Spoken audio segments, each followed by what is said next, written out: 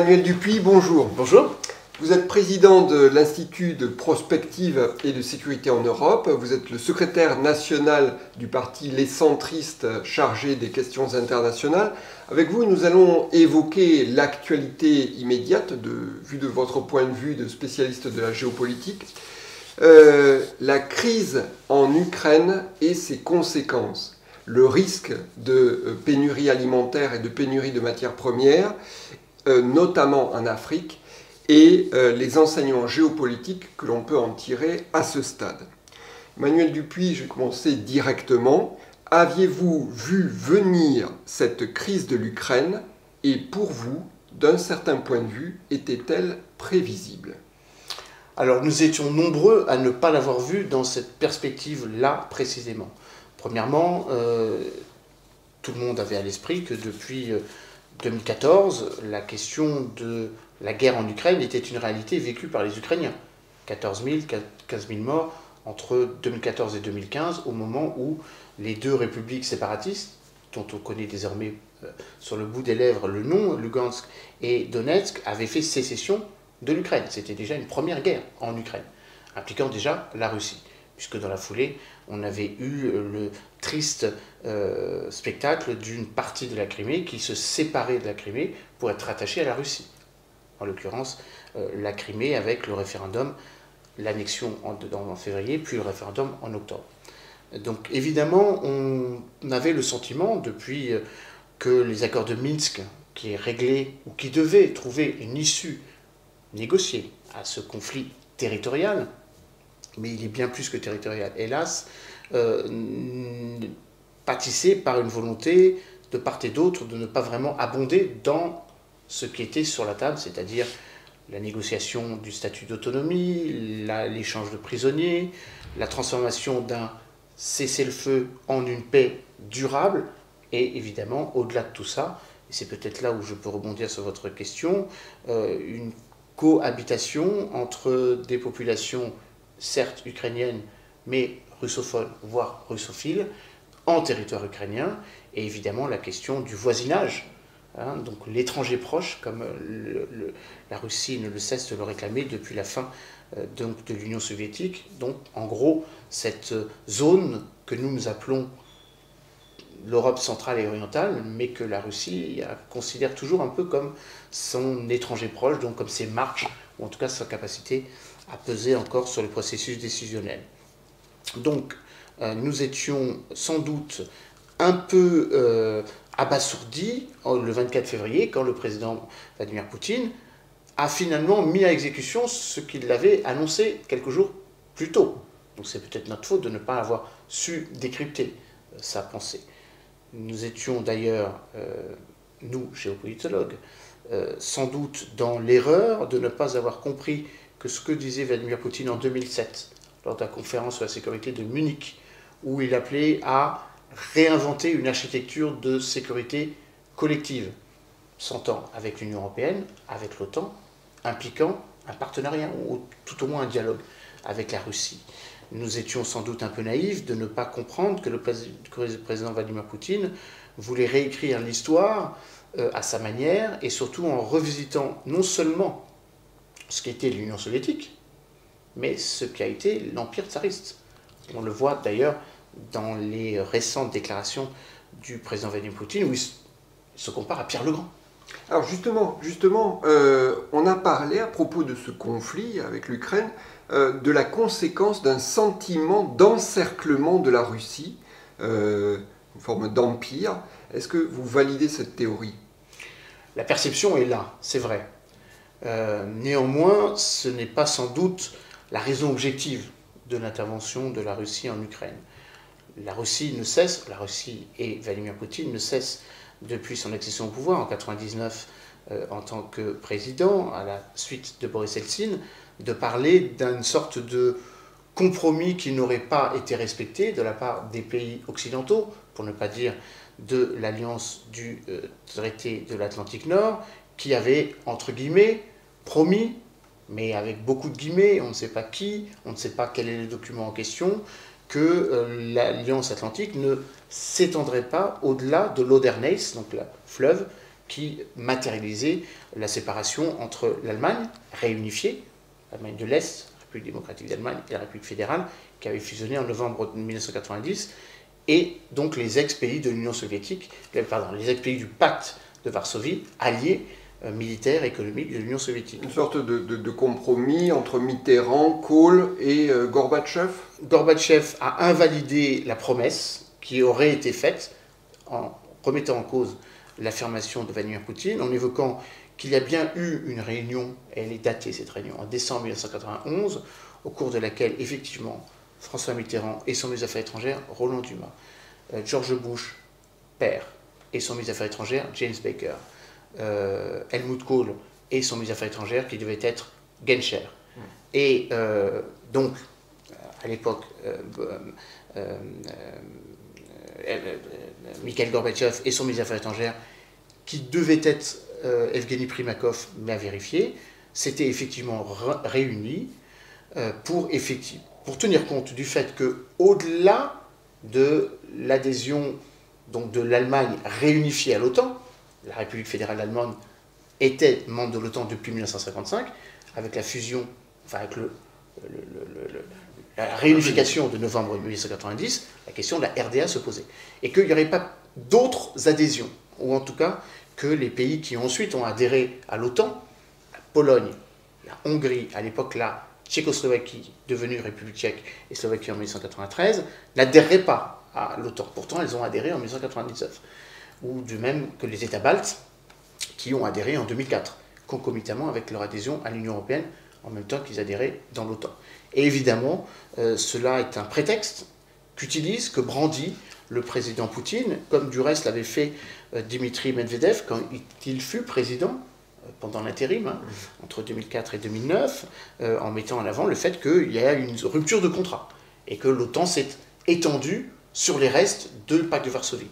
Et le président russe prolonge un peu cette stratégie, qui me semble une stratégie un peu biaisée, en évoquant le fait que, de toute façon, document ou pas document, à partir du moment où le COMECOM, c'est-à-dire le marché commun donc de l'Europe de l'Est, qui avait été créé en 1949 et qui a été dissous comme le pacte de Varsovie, qui a été créé plus tard, parce que le pacte de Varsovie a été créé en 1955, a été dissous en 1991, le COMECOM, ou le Conseil d'assistance économique mutuelle, CEM, a été créé en 1949 et dissous en 1991. À partir du moment où l'OTAN n'a pas été dissoute, c'était ça, surtout le fond du problème, en 1991, mais c'est étendu sur le reste de ce qu'étaient les pays qui appartenaient au pacte de Varsovie, la Hongrie, la Pologne, qui ont adhéré en 2004, la Pologne et la Bulgarie, la Roumanie et la Bulgarie, qui ont adhéré en 2004, les trois pays que j'ai cités précédemment, la Tchécoslovaquie, la Hongrie et la Pologne en 1999.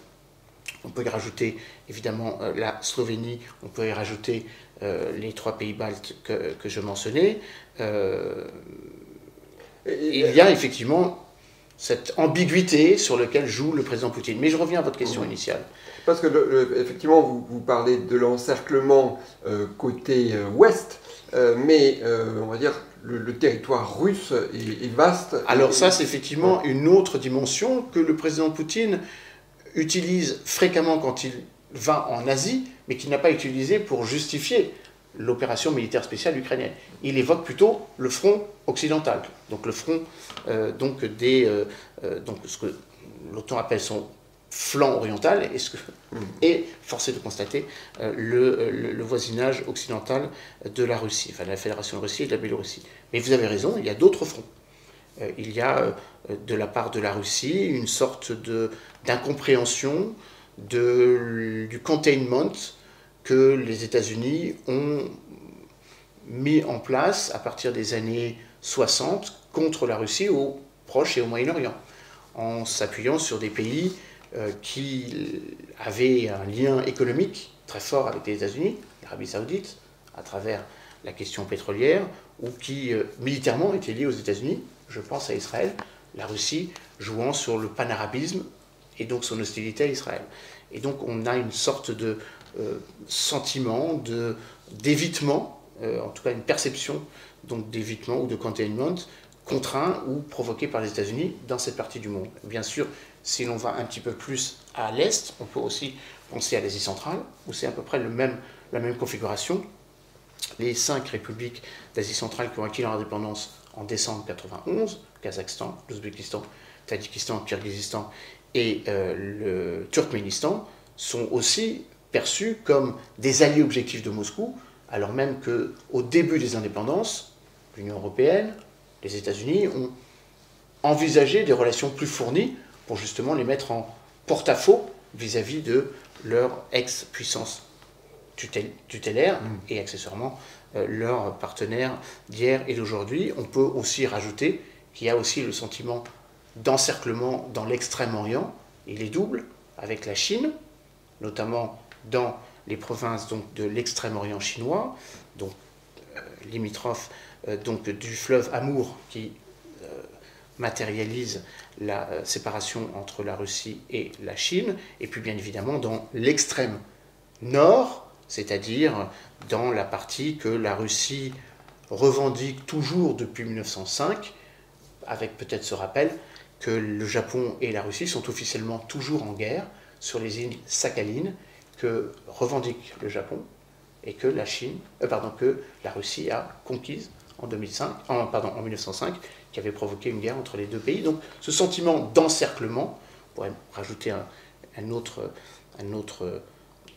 perception de l'encerclement en zone arctique, où là on en revient... La fonte des glaces où on en revient à une stratégie très récente qui, avec le dérèglement climatique, permet d'exploiter des gisements pétroliers qui, jusqu'à présent, étaient inaccessibles, ou permet d'envisager tout simplement des concurrences commerciales que la Russie veut sanctuariser à travers l'immensité de son territoire terrestre, la Sibérie notamment, et maritime, en océan Arctique notamment, et bien évidemment dans une logique de confrontation de plus en plus manifeste avec les pays qui sont des voisins, mais qui sont parfois des adversaires politiques et économiques. La Norvège est membre de l'OTAN, l'Islande également, et bien évidemment le Canada et les États-Unis regardent avec un intérêt très particulier cette région, d'où le sentiment d'encerclement. Et je termine avec l'actualité qui nous ramène sur l'Ukraine.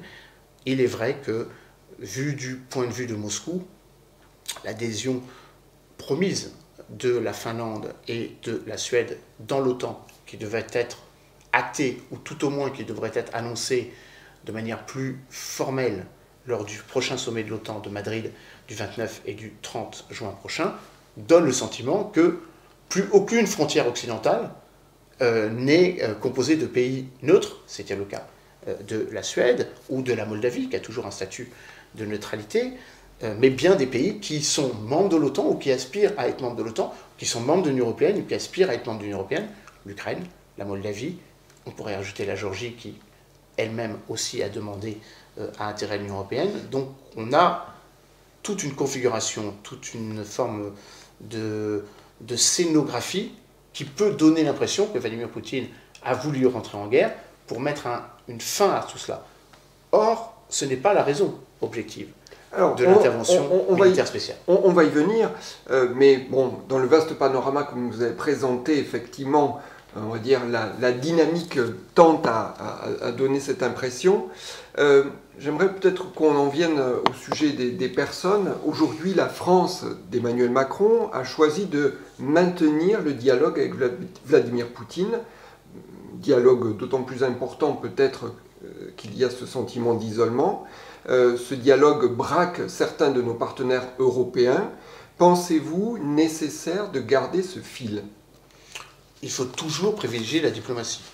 Et il faut toujours discuter avec le diable. C'est un principe même qui conditionne la capacité donc, effective de la diplomatie pour mettre fin à des conflits ou pour prévenir des guerres. Je crois qu'effectivement, il faut maintenir toute forme de dialogue possible avec Vladimir Poutine, mais ça dépend des conditions dans lesquelles ce dialogue se fait. Le président... Alors justement, on dit que Vladimir Poutine serait malade, qu'on pourrait avoir une évolution dans le régime, cela pourrait changer la donne. Enfin, voilà, les conditions de ce dialogue, en tout cas sur cet aspect-là, qui peut être anecdotique, mais bon, c'est une des composantes du sujet. Alors, maintenir le dialogue avec Vladimir Poutine ne veut pas forcément dire que l'on comprend ou que l'on excuse ces pratiques. On ne peut pas faire comme si Vladimir Poutine a eu, à un moment ou à un autre, raison d'envahir un pays internationalement reconnu, dont les frontières sont internationalement reconnues à l'ONU. C'est le cas de l'Ukraine indépendante depuis 1991. Je crois que le maintien du dialogue avec Vladimir Poutine est exigeant. Il est vrai que Nicolas Sarkozy, déjà en 2008, avait tenté ce dialogue sur une autre crise, il faut ne pas l'oublier, en août 2008, qui avait vu des territoires déjà géorgiens passer sous contrôle russe ou de républiques séparatistes, l'Abkhazie et l'Ossétie du Sud. Qui en l'occurrence avait permis de stopper les combats. Qui avait permis de stopper les combats parce que la Russie avait décidé d'arrêter son offensive. Pas tout à fait la même chose. C'est-à-dire qu'il n'y a pas eu de réelle résistance géorgienne et que l'on craignait que s'il n'y avait pas ce cessez-le-feu, toute la Géorgie aurait été conquise. D'où, en gros, une sorte de modus operandi qui fait que 25% du territoire géorgien est sous contrôle russe sans que l'on soit totalement en capacité d'y changer quoi que ce soit. Une sorte de conflit gelé dont on a volontairement, réfrigéré pour ne pas rentrer dans une confrontation directe ou un risque de confrontation directe. On appelle ça aujourd'hui la belligérance. Simplement, ce que je voulais dire, c'est que l'intervention européenne via Nicolas Sarkozy avait permis cet arrêt. Alors, ce qu'aujourd'hui, le sentiment du dialogue entre Emmanuel Macron et Vladimir Poutine donne une impression de non-efficacité. De ce point de vue-là. Les Russes et les Ukrainiens ont inventé deux notions qui, je crois, sont assez caractéristiques de ce bavardage diplomatique.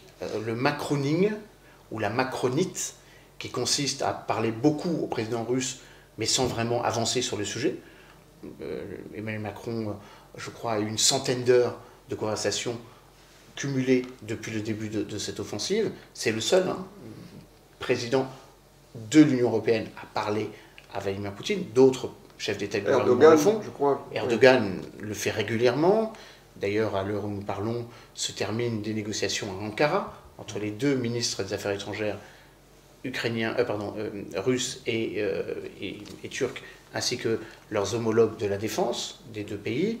Le président Macky Sall était le 3 juin dernier président du Sénégal, président en exercice de l'Union africaine, était à Sochi pour rencontrer Vladimir Poutine. Donc, il y a beaucoup de gens qui parlent de Vladimir Poutine, mais en ce qui concerne le leadership occidental et accessoirement des pays membres de l'OTAN et de l'Union européenne, Emmanuel Macron est le seul. Même Olaf Scholz, le chancelier allemand, président en exercice du G7, ne le fait pas.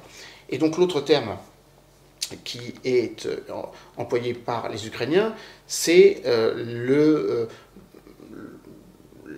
macronage, ou le fait de macroner, c'est-à-dire en gros de louvoyer, ou de trouver des circonstances atténuantes. Et c'est peut-être là où la diplomatie téléphonique d'Emmanuel Macron a une limite.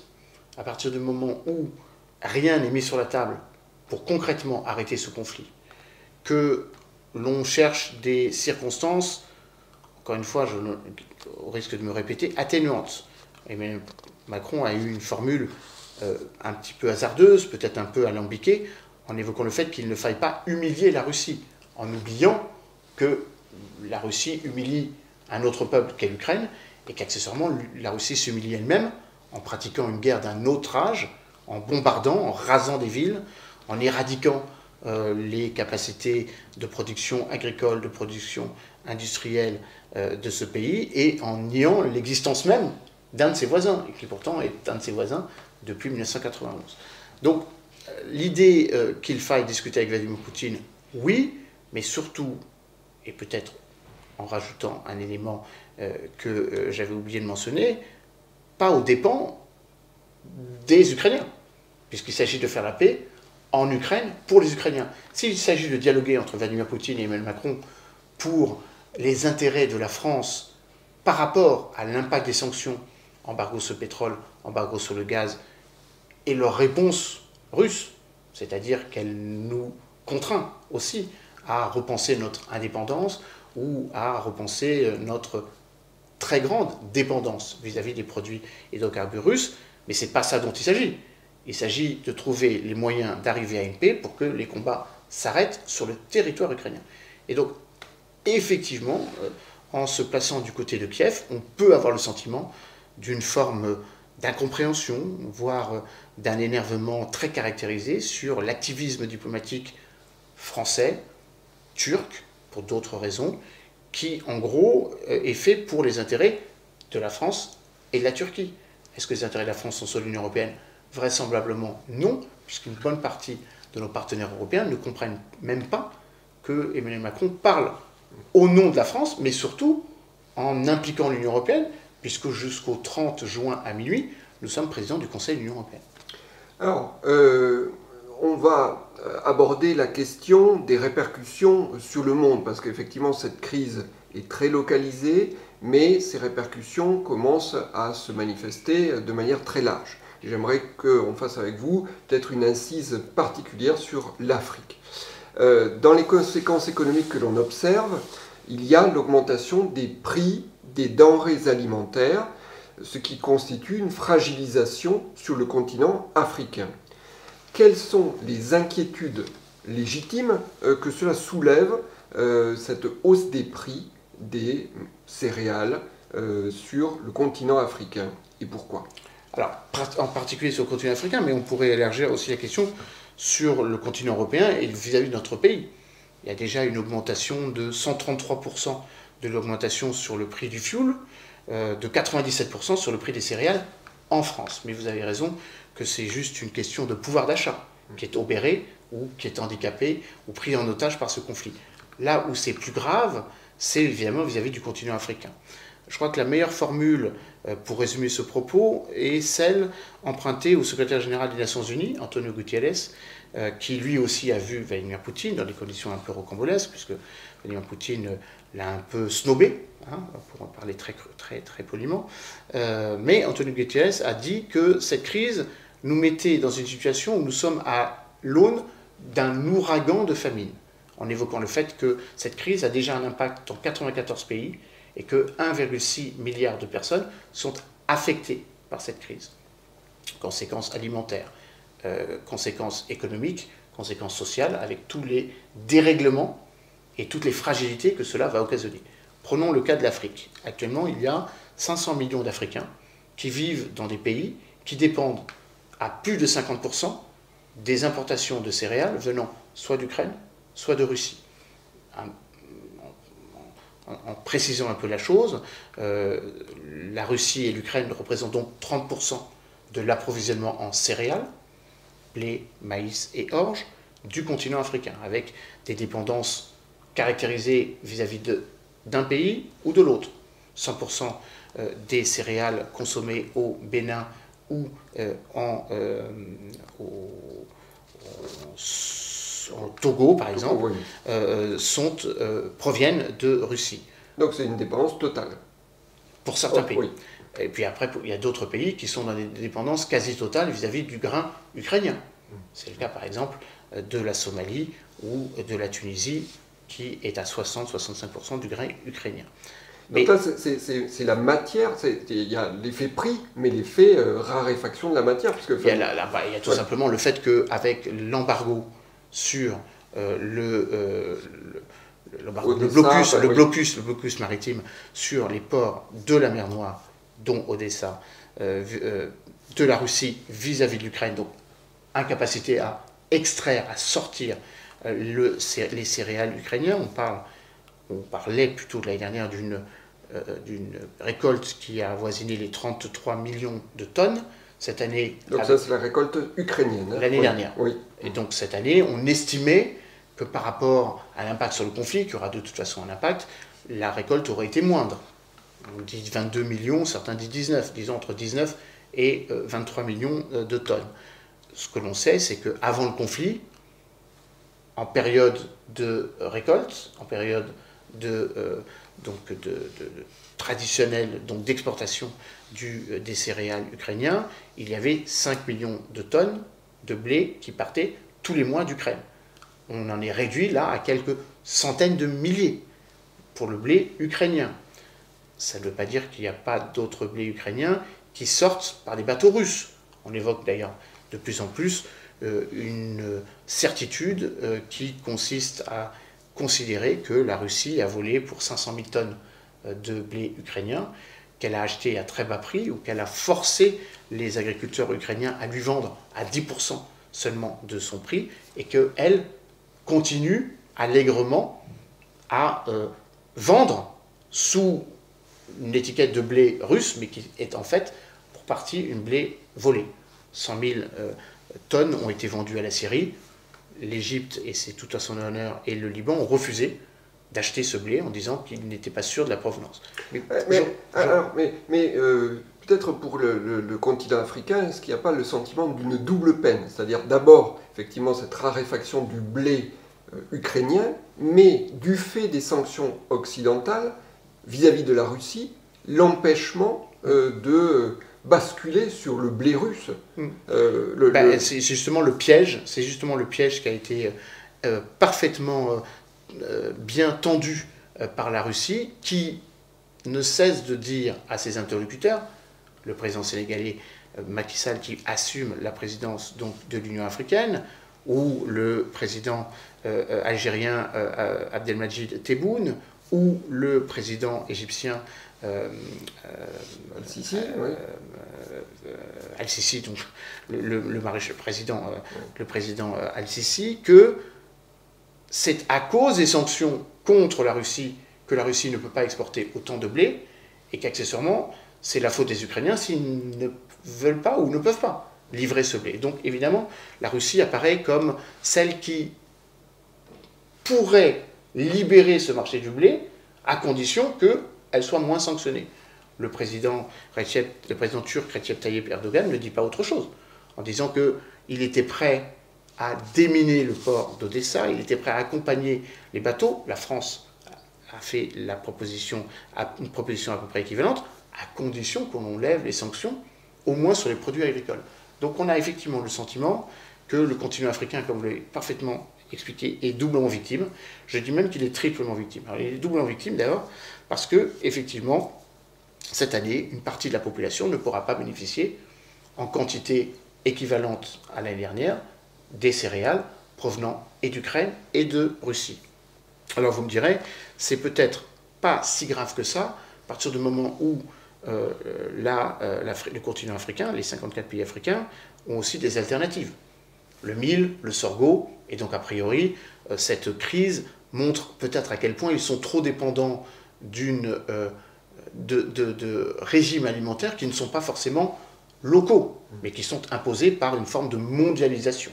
Mais bon, ça c'est une autre question. Par contre, quand je dis qu'ils sont triplement victimes, et c'est peut-être là la chose la plus grave, c'est que non seulement la question du blé, donc du maïs, du blé, du maïs et de l'orge et du seigle sont posées, mais c'est surtout parce que les rendements agricoles africains vont être durablement impactés. L'Afrique importe 50% de ses engrais, potasse, ammoniac, urée, venant de Biélorussie, d'Ukraine et de Russie, qui, pour les trois, sont infectés par les sanctions. Russie, impactant indirectement la Biélorussie, et bien évidemment l'Ukraine, qui ne pourra pas sortir vraisemblablement la totalité de sa production agricole, et qui, accessoirement, ne pourra pas livrer les fertilisants dont l'Afrique a besoin pour assurer ses rendements agricoles. On estime, à l'heure où nous parlons, que si rien n'est fait dans les jours qui viennent, peut-être les semaines qui viennent, il y aura une baisse de rendement agricole de 50%. Donc les familles viendront de là. Et c'est peut-être là le danger absolu d'avoir des États qui sont déjà fragiles, parce que la gouvernance politique n'est pas forcément au rendez-vous. Un certain nombre de pays africains ont été victimes de coups d'État militaires et donc vivent dans des régimes de transition.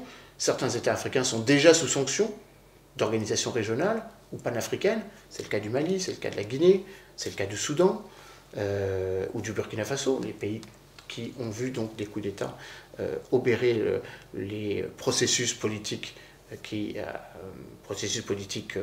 traditionnels, récurrents. Et donc évidemment, c'est ça dont il est question dans ce conflit. Je précise quand même que le continent africain n'est pas le seul, le continent asiatique également, des pays comme le Bangladesh, Sri Lanka ou l'Amérique latine sont aussi impactés.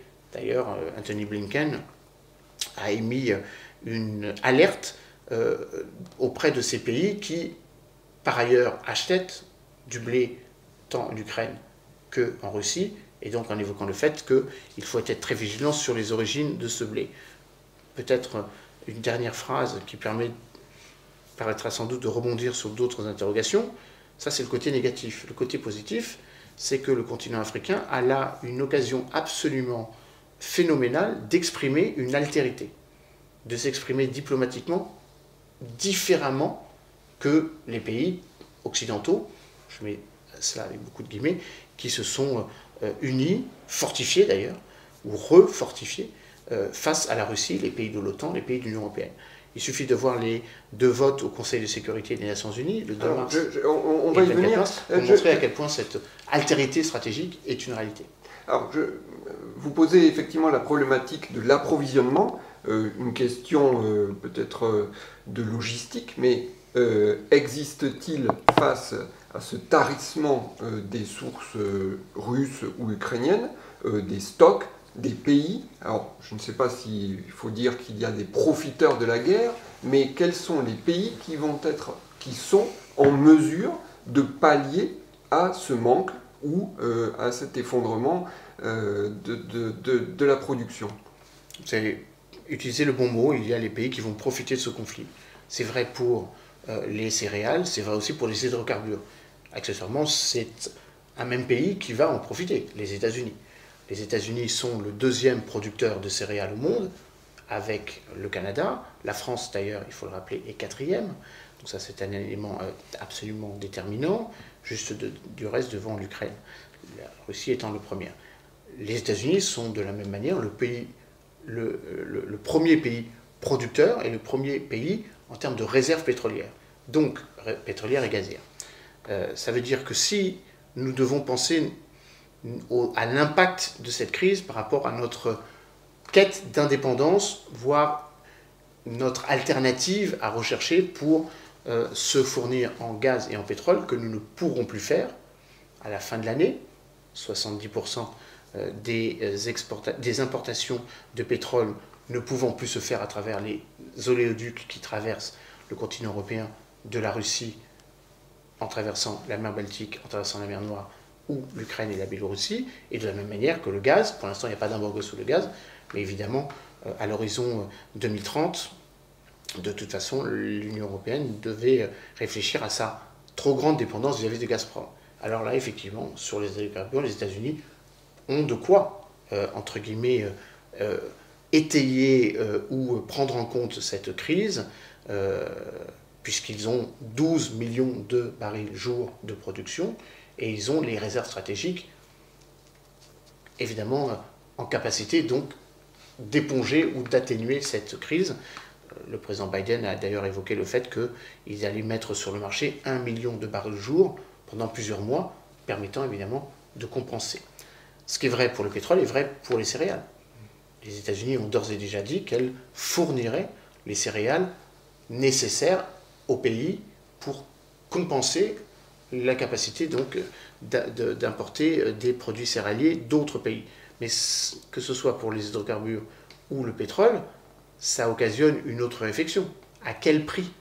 Est-ce que ce sera un prix d'amis ou est-ce que ce sera sur le prix qu'ont défini les États-Unis, le pétrole et le gaz de schiste que les États-Unis nous proposent, en alternative au pétrole et au gaz russe, est 7 fois plus cher sur le marché?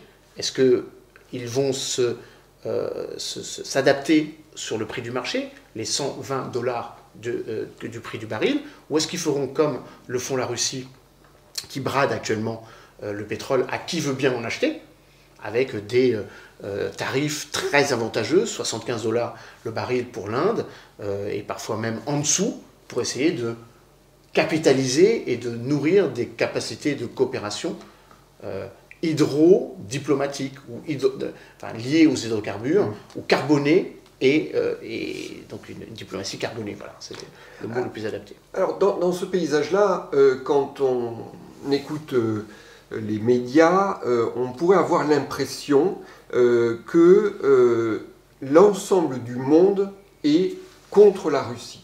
En tout cas, les médias nous diffuse cette information-là. Je crois que vous avez fait une analyse des votes des sanctions contre la Russie du 2 mars dernier, et je crois que vous en tirez une sorte de cartographie qui est assez intéressante à analyser. En tout cas, radicalement différente de la manière dont c'est présenté traditionnellement. Il y a certes eu une adhésion globalisée des 27 pays de l'Union européenne qui ont sanctionné la Russie. Tout comme les 30 pays membres de l'OTAN qui ont tous été au rendez-vous, même ceux qui étaient peut-être les plus rétifs à l'idée de sanctionner la Russie, ou en tout cas Vladimir Poutine. Je pense évidemment à la Hongrie du Premier ministre Viktor Orban, ou même la Pologne d'Andrzej Duda, même si, c'est paradoxal, la Pologne est le meilleur allié des États-Unis, en tout cas en ce qui concerne la Russie. Mais prenons la focale un petit peu plus élargie. Les Nations Unies, ce sont 193 États. Sur les 193 États, il y a eu 35 pays qui se sont abstenus. Ces 35 pays qui sont abstenus, d'ailleurs, 17 étaient africains. Il y a eu 12 pays qui n'ont pas participé au vote. 8 étaient africains. Et non des moindres. L'Afrique du Sud, l'Inde, la Chine, l'Indonésie. Je ne passe évidemment pas sous silence les pays qui ont soutenu la Russie, mais c'est logique. La Syrie, la Corée du Nord, Érythrée, la Biélorussie, et donc la Russie qui a évidemment pas voté une résolution sanctionnant son intervention militaire. Il y a eu d'ailleurs 2 votes aux Nations Unies, un le 2 mars et un autre le 24 mars, justement parce qu'un certain nombre de partenaires occidentaux étaient un petit peu marris de constater que certains de ces partenaires, ou ce qu'elles considéraient être ses partenaires, s'étaient abstenus. Le Sénégal, avec le président Macky Sall, qui a rencontré le président Emmanuel Macron, s'est abstenu 3 fois. 2 fois pour les 2 votes, 2 résolutions que j'ai mentionnées, et une 3e fois en avril, le 7 avril, quand il s'est agi de faire sortir ou de suspendre la Russie du Conseil des droits de l'homme des Nations Unies à Genève. Et donc on voit bien que si l'on prend un regard plus stratosphérique, si j'ose m'exprimer ainsi, 75% de l'humanité, donc des habitants de la planète, les Indiens, les Chinois, les Indonésiens, le Nigeria ou l'Afrique du Sud ont voté, pas contre, mais en expliquant qu'ils ne voulaient pas être partie prenante. Et donc donnant l'impression que ce conflit est un conflit entre belligérants européens avec un impact chrysogène, fortement chrysogène, sur l'ensemble de la planète. Et donc on voit bien que la nouvelle articulation du monde, on peut qualifier ça de désoccidentalisation, ou s'inscrivant dans une logique de monde post-atlantique, après 77 ans de coopération euro-atlantique, l'OTAN en 1949, les Nations Unies en 1945. Je ne remets pas en cause totalement le système multilatéral, mais force est de constater, tout comme l'a avoué Antonio Guterres, que l'ONU n'a été incapable de prévenir ce conflit, et que l'ONU est incapable d'y mettre fin également. Ça correspond aux analyses de Hubert Védrine également. Hubert Védrine évoque ça, et il appelle ça l'orientalisation des relations internationales, où l'on peut aussi faire référence à cette notion de la sino-mondialisation, qui donc poursuit une occidentalo-mondialisation, qui est évidemment celle du libéralisme, qui a effectivement fédéré, capitalisé des pays dont l'économie de marché était un élément de convergence, avec une forme de pays occidentaux hors zone donc entre le lieu de fécondisation, si j'ose le dire ainsi, donc du système capitaliste libéral anglo-saxon sur la base des 31 pays membres de l'OCDE, plus l'Australie, plus la Corée du Sud, plus la Nouvelle-Zélande, et évidemment le Japon. On voit bien que ce monde vole en éclats et que la réécriture de l'histoire, en tout cas celle que Vladimir Poutine ne cesse d'évoquer comme un des éléments qui l'a obligé, selon ses termes, à intervenir, est celle qui devrait nous préoccuper, et je crois d'ailleurs que c'est une opportunité pour nous, pour redéfinir l'architecture de sécurité européenne. Il y a 27 pays membres de l'Union européenne, il y a 44 nations européennes. À un moment ou à un autre, il faut qu'on réfléchisse à la manière dont nous devons penser notre voisinage oriental, ou méridionale, ou même septentrionale. Alors, justement, pour dresser ces perspectives, enfin, pour dire si d'une certaine manière ce conflit est porteur d'opportunités, comment pourrait-elle tirer profit de cette crise pour affirmer sa position ? Son poids démographique ne va pas cesser de croître. Quelles pistes concrètes entrevoyez-vous pour l'émergence politique de ce continent ? Et peut-être pour faire le lien, est-ce que c'est autour d'une nouvelle gouvernance mondiale que ce rééquilibrage pourrait se jouer ? Si je paraphrase l'ancien président Nicolas Sarkozy, oui, l'OSCE a volé en éclats, l'Organisation pour la sécurité collective et la coopération sécurité collective en Europe, l'Organisation pour la sécurité et la coopération en Europe, depuis le traité de Helsinki en 1975, m'a montré ses limites, puisque ce sont des belligérants qui appartiennent à l'OSCE, et cette organisation était supposée garantir à travers 10 mesures de confiance le fait qu'on ne mette pas en cause la souveraineté de ses membres ou que l'on ne rentre pas en guerre entre les 57 membres de l'OSCE. Donc, et l'OSCE et le G7, le concept des plus grandes, des économies les plus développées, est un concept un peu flou. Premièrement, parce que si on part de ce concept, bien évidemment que l'Inde et la Chine devraient faire partie du G7, et qu'accessoirement la France, voire l'Italie, devraient en sortir. Si on considère que nous sommes 6e et 7e économie mondiale. Or, ce n'est pas sur cette base-là qu'est créée cette fédération, mais sur l'économie marché ou les économies occidentales. Donc, concept un peu daté. Si on prend le G20, qui sont donc les 7 pays les plus industrialisés, poussent les 13 autres en voie de l'être. Premièrement, il y a des pays qui le sont davantage. Je l'ai évoqué, la Chine ou l'Inde. Mais le G20 exprime une alternité qui est à la fois continentale. Le G7, c'est quoi? C'est des pays qui sont absolument basés sur un équilibre de puissance qui a été figé en 1945. En y englobant l'Allemagne qui a été défaite, le Japon également, mais qui ont été reconstruites par le plan Marshall, par les États-Unis et le Japon dans sa reconstruction, donc après sa capitulation en septembre 1945. Ce monde-là ne tient pas compte du continent latino-américain, ne tient pas compte, comme vous l'avez mentionné à juste titre, des 1,3, 1,4 milliards d'habitants aujourd'hui et des 4,4 milliards d'habitants à la raison de la fin de ce siècle.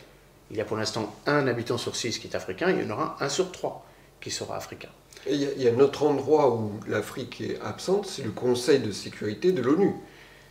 Ça résulte de la même illogique stratégique. En 1945, d'ailleurs le Conseil de sécurité a été créé en 1945 en y englobant la Chine à partir de 1949. Il ne faut pas l'oublier. Enfin, la Chine populaire, la Chine tout court, la République de Chine, y était de 1945 à 1949. Est un concept un peu flou, là aussi.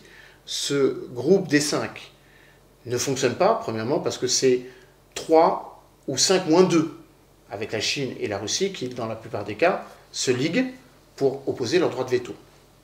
De la même manière, on peut difficilement parler d'un groupe des 3, dans le sens où et les États-Unis et la Grande-Bretagne ont des convergences, on l'a vu avec l'histoire des sous-marins nucléaires en Australie, qui n'est pas forcément totalement en harmonie, en symbiose avec la position française. De nouveau, ce qui s'est passé en septembre 2021 avec cette rupture, donc ce deal qualifié de deal du siècle. Bon, ça veut dire qu'on a un vrai problème, et je rajoute un troisième problème, qui est celui de la représentativité européenne, puisque la France, devenant de facto le seul pays membre de l'Union européenne avec la sortie de la Grande-Bretagne de l'Union européenne, fait que la France se devrait de parler au nom des 27. Or, les 27 n'y sont pas. C'est la raison pour laquelle différents scénarios sont sur la table, soit un remplacement du siège français par un siège européen, soit, beaucoup plus problématique, un remplacement alternatif du siège français par l'Allemagne, pays le plus peuplé, pays le plus riche, dont le PIB est 1000 euros annuellement supérieur à celui de la France. Mais encore une fois, le rapport de force ne se fait pas tout à fait de la même manière. Je réponds à votre question. Ce club des 5, ce G5, ne correspond plus aux dynamiques politiques, géopolitiques, géoculturelles ou géoéconomiques. Aucune représentation pour l'Afrique.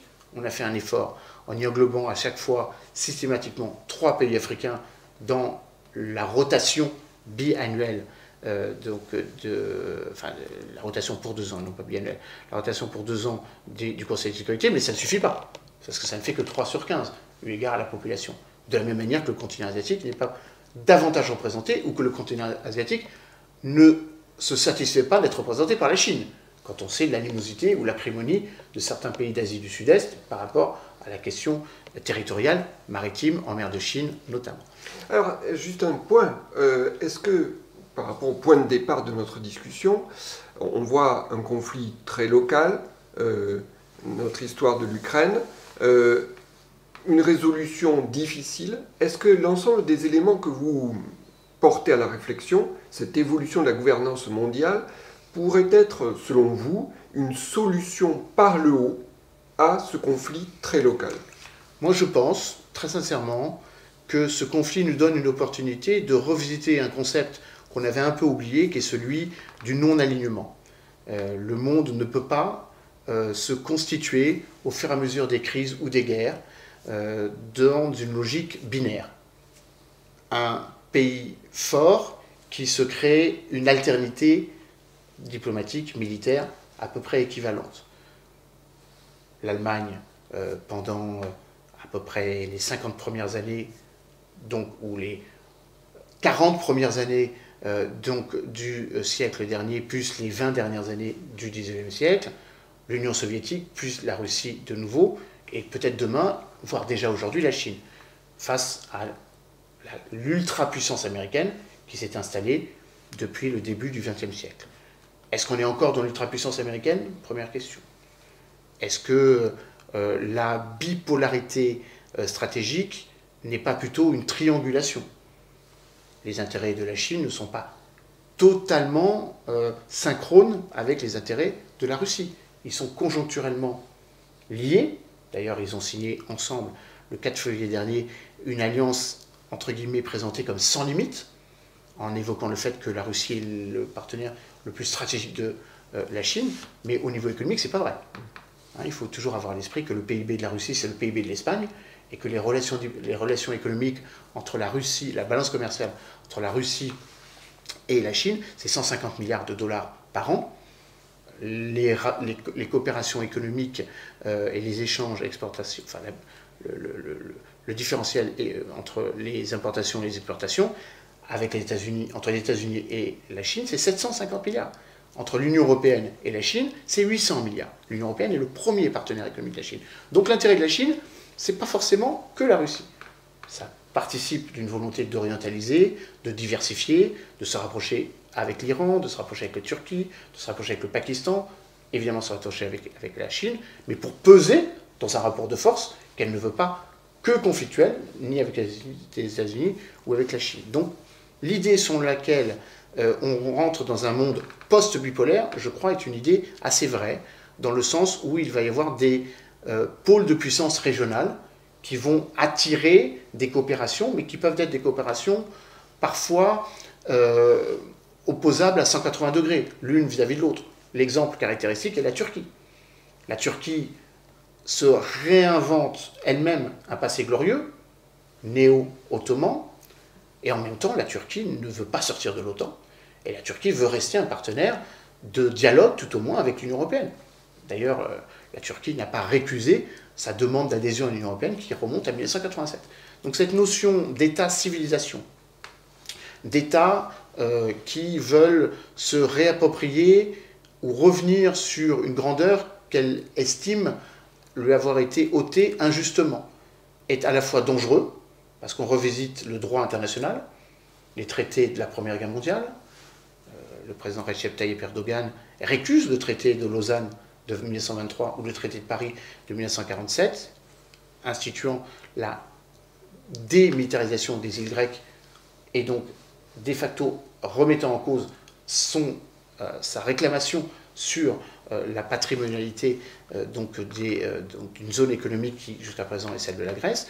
Le président russe dit à peu près la même chose quand il se compare à Pierre le Grand, qui avait conquis la Suède, ou quand il pourrait éventuellement se comparer, mais il ne le fait pas, parce que ça le mettra en porte-à-faux vis-à-vis de la Turquie, à Catherine II, qui avait conquise la Crimée en 1783 et qui avait initié le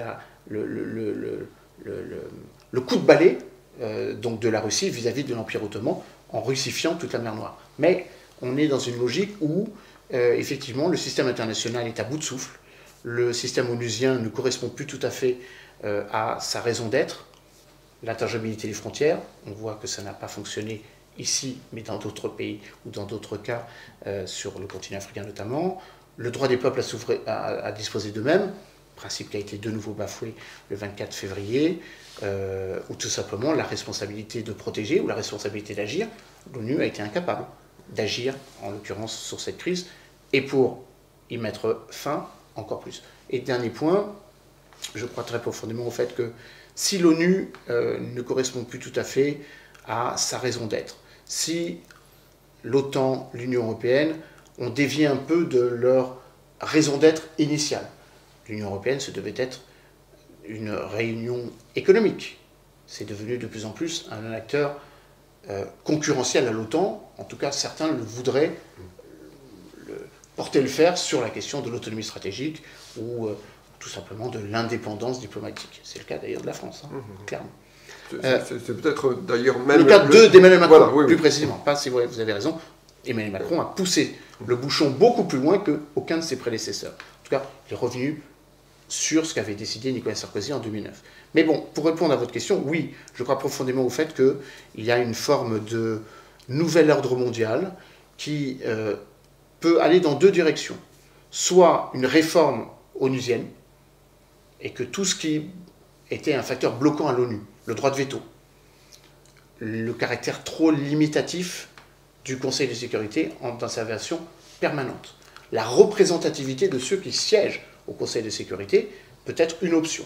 L'autre option serait non pas d'évincer ou de mettre de côté l'ONU, mais de segmenter davantage l'ONU à travers ses agences, la question des réfugiés, à travers l'excellent travail mené par le Haut Comité pour les réfugiés, la question de la sécurité alimentaire, à travers l'excellent travail qui a été reconnu par le prix Nobel accordé l'année dernière, il y a 2 ans, pardon, au Programme alimentaire mondial et de facto à son agence, l'agence onusienne dédiée à l'agriculture, la FAO, et à côté ou en parallèle, la réémergence, le renforcement des organisations subrégionales. D'ailleurs, c'est ce qui est en train de se passer en Afrique. L'Union africaine est une coquille très large, mais en même temps, le simple fait d'être un pays souverain en Afrique vous donne droit à l'adhésion à l'Union africaine, contrairement à l'Union européenne, où il y a un processus d'acquisition normatif, 36 chapitres, 300 000 pages d'acquis communautaire, un certain nombre de règles, de normes à respecter ou à absorber dans son droit normatif national. Donc je crois effectivement aux deux options. Elles peuvent ne pas être contradictoires. Une réforme interne du système multilatéral, et puis bien évidemment le fait qu'il faille tenir compte des organisations régionales, des organisations qui ne nous sont pas forcément favorables. L'Organisation de coopération de Shanghai, comme son nom l'indique, n'est pas une organisation européenne, mais une organisation eurasiatique, ou le fait que la CEDEAO, la communauté des États communauté économique des États d'Afrique de l'Ouest, regroupe des pays qui ont des relations un peu compliquées avec beaucoup des partenaires économiques que sont les anciennes puissances coloniales, la France en particulier dans la partie occidentale du continent africain, mais également les États-Unis. Je voudrais terminer avec vous, Emmanuel Dupuy, sur un témoignage très direct. Je crois qu'il y a quelques semaines, vous étiez au Mali, Mali que la France est en train de quitter de manière un petit peu piteuse. Qu'est-ce que vous avez vu, qu'est-ce que vous avez ressenti en tant que Français dans ce pays? Écoutez, alors c'est un sentiment très négatif ou assez perturbant. Je me rends très régulièrement au Mali, au moins une fois par an, voire 2, j'ai pour la première fois eu le sentiment que ce que l'on perçoit, que l'on présente comme une forme de francophobie, ou d'une forme d'hostilité, ou d'interrogation, ou de remise en cause tout au moins, de la légitimité de la France sur le continent africain est une réalité. C'est une réalité au sein des élites, c'est une réalité au sein de la société civile, et c'est surtout une réalité auprès de la jeunesse, la rue. Alors peut-être est-elle, ou elle est sans doute instrumentalisée, c'est sans doute un phénomène artificiellement mis en exergue, mais ça demeure un élément de préoccupation, particulièrement au Mali, où, comme vous l'avez rappelé, nous avons perdu 46 militaires français sur les 58 qui sont morts pour combattre contre le terrorisme dans la bande sahélo-sahélienne depuis 2013. Donc un sentiment évidemment de gâchis, ou comme vous l'avez fort justement mentionné, une retraite en ordre dispersé, assez piteuse, où les autorités maliennes nous demandent au fur et à mesure de quitter littéralement le Mali, nos forces militaires, peut-être demain nos coopérants, en tout cas mettre fin à une coopération qui n'a jamais cessé d'exister depuis l'indépendance en 1960. Et progressivement et pied à pied, Wagner et la Russie prend la place? Alors, ce serait plus subtil comme fonctionnement. C'est-à-dire que Wagner est présente, avec certitude, mais on ne les voit pas. Contrairement à la Centrafrique, où ils sont présents, à peu près en nombre équivalent. Hein. En Centrafrique, ils sont peut-être un peu plus nombreux. On évoque le chiffre de 1200, 1300. Au Mali, il sera à peu près 800, 1000. Enfin, à quelques centaines d'individus près, c'est à peu près la même chose. Sauf qu'en Centrafrique, ils sont ostensiblement présents, pour bien montrer que le pays leur appartient et qu'ils ont pris possession de la capacité de production diamantifère, qu'ils maîtrisent et qu'ils contrôlent, les Disparati, en tout cas, ils conseillent le président Faustin Archange Touadéra. Au Mali, ce n'est pas tout à fait la même chose, c'est plus subtil. Alors, premièrement, il s'agit d'un putsch militaire qui a chassé l'ordre institutionnel, et donc forcément, les militaires ne sont pas enclins à tout montrer, les militaires maliens s'entendent. Donc la présence russe est là, à travers donc, cette société militaire privée désormais bien connue qu'est Wagner. Du reste, Wagner est présente dans désormais 14 pays africains, avec plus ou moins de présence visible, très visible en Libye, 2000 d'entre eux, beaucoup plus subtilement présente en Guinée-Bissau, où ils assuraient la protection du président Embalo Sissoko, notamment qui a dû faire face à une tentative de coup d'État lui-même en février dernier, fin janvier, début février dernier, et puis bien évidemment au Soudan, où ils sont présents pour assurer la protection des investissements russes. Clairement, la base que la Russie est en train de construire à Port-Soudan est protégée par des supplétifs, donc des contractors, en mauvais français, donc que l'on peut qualifier de mercenaires ou de sous-traitants. Voilà. Alors, ce qui est plus intéressant et en même temps très perturbant, c'est que la présence française joue selon des règles bien établies, tout comme n'importe quel pays occidental. Une coopération bilatérale basée sur des accords mutuellement acceptés. Accords de défense, coopération économique, aide au développement ou voire aide humanitaire. La Russie n'a rien de cela, sauf un accord de défense dans lequel elle met tout.